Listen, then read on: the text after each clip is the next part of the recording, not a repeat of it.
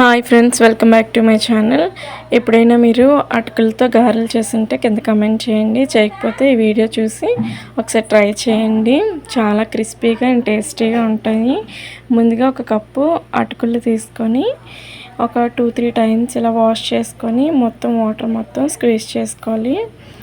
Water లేకుండా చూడండి, నేను చూపిస్తాను. ఈ విధంగా వాటర్ మొత్తం పిండేయాలి. ఇప్పుడు దీన్ని లిటిల్ బిట్ వాటర్ అనేది యాడ్ చేసుకొని గ్రైండ్ చేసుకోవాలి.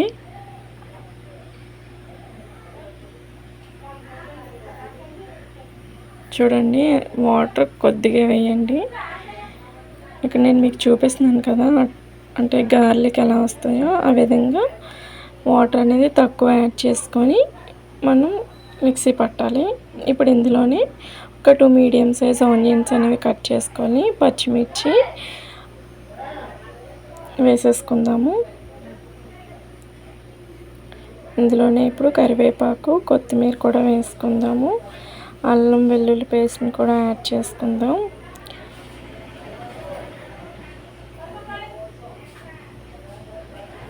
అలాగే జీలకర్ర,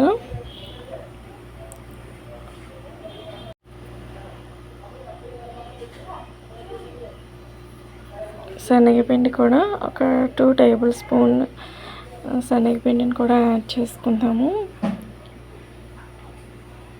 అలాగే లాస్ట్గా మనం సాల్ట్ని కూడా యాడ్ చేసుకొని మొత్తం బాగా మిక్స్ చేసుకోవాలి.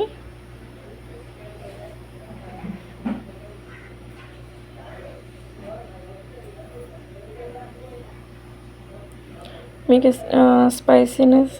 స్పైసీగా ఉండాలంటే కొంచెం కారాన్ని కూడా మీరు యాడ్ చేసుకోవచ్చు.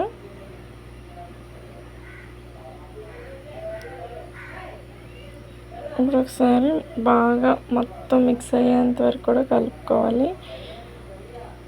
వాటర్ మాత్రం మీరు చూసుకొని యాడ్ చేసుకోండి. మిక్సీ పట్టేటప్పుడు ఇప్పుడు మనం డీప్ ఫ్రై కావాల్సిన ఆయిల్ని హీట్ చేసుకుందాము. చాలా సింపుల్ ప్రాసెస్. నార్మల్గా మనం మినపగారెలు, శనగపప్పు గారెలు ఎలా తయారు చేసుకుంటామో ఇవి కూడా సేమ్ వాటిలానే ఉంటాయి. టేస్ట్ కూడా ఎక్కడ తగ్గదు.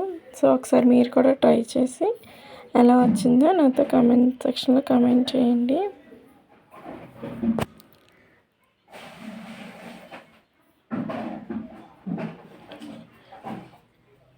ఈ అటుకుల గారెలతో టమాటో సాస్ లేదా చిల్లీ సాస్తో తింటే ఇంకా బాగుంటుంది. ఇంకా అటుకులతో ఏమేమి రెసిపీస్ ట్రై చేయొచ్చో కింద కామెంట్ సెక్షన్లో కామెంట్ చేయండి. నాకు తెలిసి అటుకుల పాయసం, అటుకుల వడలు, ఇంకా అటుకుల స్వీట్, అంటే అటుకులతో స్వీట్ ఏమైనా ట్రై చేయొచ్చు. సో మీకు తెలిసిన రెసిపీస్ని కమెంట్ చేయండి. ఈ వీడియో నచ్చితే లైక్ చేయండి, షేర్ చేయండి. మీరు కనుక నా ఛానల్ని ఫస్ట్ టైం చూస్తున్నట్లయితే సబ్స్క్రైబ్ చేయండి. అండ్ అటుకులతో గారెలు ఎలా వచ్చినాయో నాతో షేర్ చేయండి మీ ఒపీనియన్ అనేది. Thank you. ఇలాంటి రెసిపీస్ కోసం నా ఛానల్ని సబ్స్క్రైబ్ చేయండి.